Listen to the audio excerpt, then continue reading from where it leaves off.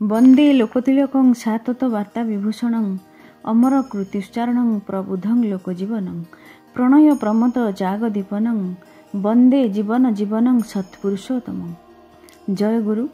प्रथमे आपण मानक समस्त को आमर ये अमृतवाणी चैनल को अनेक अनेक स्वागत जनाउछु। आजिर आलोचन रखी परम दयालंकर दीक्षा नहीं प्रतिदिन इष्टभूति करने को पड़े। तेणु अशौच अवस्था इष्टभूति किपरि करा जाए आउ बासी कपड़ा इष्टभूति करा जाए कि ना आउ इष्टभूति अर्घ्य किपरि पठा जाए। भिडियोटी को देखिबा पूर्व आपण जदि चैनल रे नुआ अछंती तेबे चैनल टी को सब्सक्राइब करने को अनुरोध रहिला।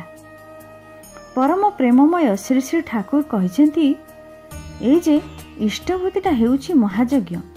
इष्टभूतिटा हेउछि सर्वश्रेष्ठ यज्ञ अर्थात निकुंभिला यज्ञ जेउटा कि इंद्रजित करिथिला अजय रहिबा पई।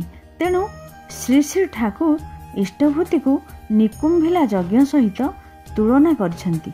श्री श्री ठाकुर बाणी रे कहिसंती जीवन जदि जाइरे तो इष्टभूति छाड़िस ना, धर्म अर्थ काम मोक्षेर ओई निशाना भूलिस ना। ताहले जेमिति भी हेउ इष्टभूति प्रतिदिन करिबाटा निश्चिंत। एटा गोटे सत अभ्यास, एटा को त्याग करिबा उचित नुहे।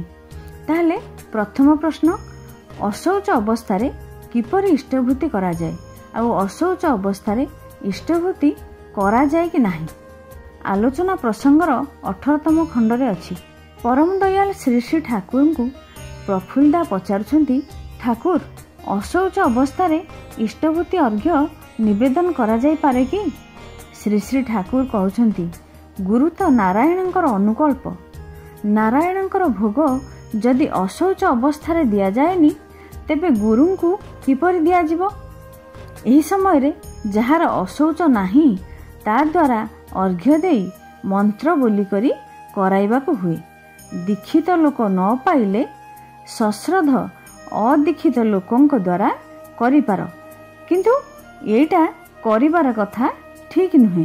अर्थात इष्टभूतिटा प्रतिदिन करिबार कथा, निजे न करि पारिले अन्य को देई किंतु करिबा कथा नुहे। दीप रक्षार द्वितीय खंडरे श्री श्री ठाकुर कहिसेंती, जे कोनोसी अशौच अवस्था रे इष्टभूति स्वस्थयनी अन्य को देई न करिबा भलो। एमिति कि अदीक्षित लोकं को देई करिबा तो आदौ उचित नुहे। तेणु एई असुविधा समय रे प्रतिदिन इष्टभूतिर अर्घ्य को मुंडरे छुआई ठाकुरं को सश्रद्ध विनती सहित निजर असुविधा को जणाई समस्त अर्घ्य को गोटे पात्र रे रखा जाए। तापरे जेतेबेले सुविधा हुए अर्थात अशौच कटिजिबा परे पूर्व अशौच दिनर समस्त अर्घ्य को एक सहित संपूर्ण विधिपूर्वक मंत्र पाठ करी निवेदन करी रखा जाए। प्रफुल्लदा पुणी प्रश्न करिसेंती, जदि कहार अशौच समय मध्य रे इष्टभूति पठाइबार दिन पड़ी जाए ताहले से कौन करिवो? से कौन से अशौच समय मध्य रे अर्घ्य पठाई पारिबो? श्री श्री ठाकुर कहउछंती, जहा को देई इष्टभूति करिथिबो ता द्वारा पठाई पारिबो। एहाकू आहुरी सरल करी बुझाई देले जे आमर पिता दूर रे अछंती, आमे जदि 30 दिन रे अर्घ्य न पठाइबा ताहले से न खाई उपवास रे रहिबे।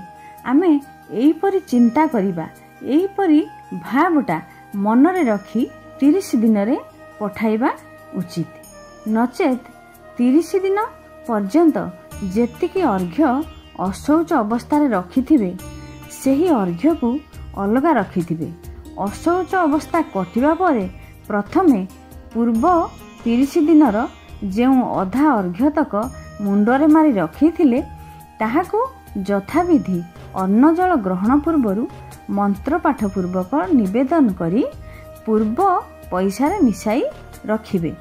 तापरे ताकू यथाविधि पूर्वक निवेदन करी परवर्ती मासर अर्घ्य रे मिसाई रखिबे। तापर प्रश्न जे इष्टभूतिर अर्घ्य किपरि पठाइबा। आमे 30 दिन रे मनी ऑर्डर करी पठाउछे। अनेक समय रे मनी ऑर्डर बहुत डेरी रे पहुँचे। यह उपरे श्री श्री ठाकुर कहिसेंती जे तुमे जेउ दिन पठाउछ आमे से दिन पाउना, किंतु तुमर सत्ताटा आमर मध्य उपलब्धि करि पारु। तेणु तुमे 30 दिन रे पठाओ, आमे केबे पाइबु सेटा तुम पाई किछि मायना रखेना। एबे इष्टवृत्ति अर्घ्य पठाइबा पाई बहुत सुविधा होई गलानी। उपयोजना केन्द्र मानक जरिया रे इष्टवृत्ति अर्घ्य कलेक्शन करी पठा जाउछि। ऑनलाइन रे मध्य आहुरी सहज भाबरे अर्घ्य डायरेक्ट फिलांथ्रोपी को पठा जाई पारुछि। एबे मध्य पूजनीय अभिनिदा खूब सुंदर व्यवस्था करदेलेनी। डीपी वर्क्स माध्यम रे सबु किछि सहज सरल भाबरे होई पारुछि। ठाकुर कहिसेंती इष्ट गुरु पुरुषोत्तम प्रति गुरु वंशधर रेत शरीरे सुप्त थेके जानत तिनी निरंतर। श्री श्री ठाकुर किंतु समस्त प्रश्नर उत्तर देई देइछंती, किंतु आमे से सब कथा तो जानी पारुना। तेणु श्री श्री ठाकुर जेउ कथा जेउ बाणी सबु आंभ मानकर चलणी पाई कहि जाइछंती सेही कथा सबु पूज्यपाद दादा पूज्यपाद आचार्य देव समस्तंकु सेही बाणी माध्यम रे ही सबु किछि समस्यार समाधान करिथांती। 30 दिन रे किंतु फिलांथ्रोपी को पठाइबा उचित। अन्य जगार देले किंतु हेबनी। एई डीपी वर्क्स माध्यम रे जणा पडुछि जे किछि लोक अछंती सेमाने इष्टवती अर्घ्य को नेई किए काली मंदिर रे, दुर्गा मंदिर रे, शिव मंदिर रे एपरि सबु देई देई आसुछंती। किए किए गरीब को दान कर देउछंती तो किए भिकारी को देई देउछंती। आउ किछि लोक भोग किनी ठाकुर भोगरे निवेदन करछंती। एपरि करिबा आदौ उचित नुहे। इष्टवृत्ति जेमिति हेले इष्ट स्थान रे पहुँचीबा दरकार। एहा उपरे गोटे छोट घटनार उपस्थापन करुछि। दिने सुशीलदा बैग रे किछि धरिकरी आसीछंती। श्री श्री ठाकुर पचारिले, ओ सुशीलदा सेई बैग रे कोन धरिछ? श्री श्री ठाकुर तो अंतर्जामी, से सबु जानिछंती, किंतु से तथापि पचारुछंती। सुशीलदा कहिले, ठाकुर एथिरे इष्टवृत्ति अछि। श्री श्री ठाकुर कहउछंती, आजि कोन हमर इष्टवृत्ति डेट अछि कि? सुशीलदा कहिले, नाई ठाकुर मु आसुथिली तो इष्टवृत्ति नहीं आसिली।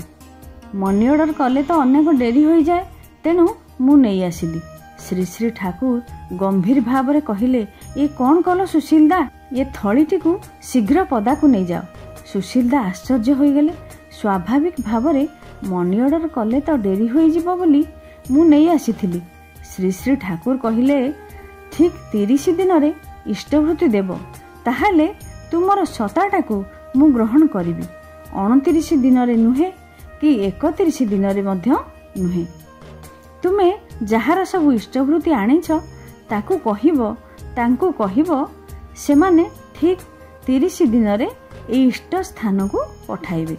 देख सुशीलदा, एई इष्टवृत्ति नेई एमिति केबे खेलिबनी। इष्टवृत्ति हेउछि महायज्ञ। विपद आपद सबू रोके एई इष्टवृत्ति। तेणु श्री श्री ठाकुर कहिसेंती, जेते आसु आपद विपद जेपरि हेउ प्राण, इष्टवृत्ति आणे ही आणे सबूर परित्राण। जेपरि मनीष हेउना काहेकि, जेपरि मनीष हेउना काहेकि, एई इष्टवृत्ति सभिंकर परित्राण आणे। एहा परे तृतीय प्रश्न हैला जे बासी कपड़ा रे इष्टवृत्ति करा जाए कि ना।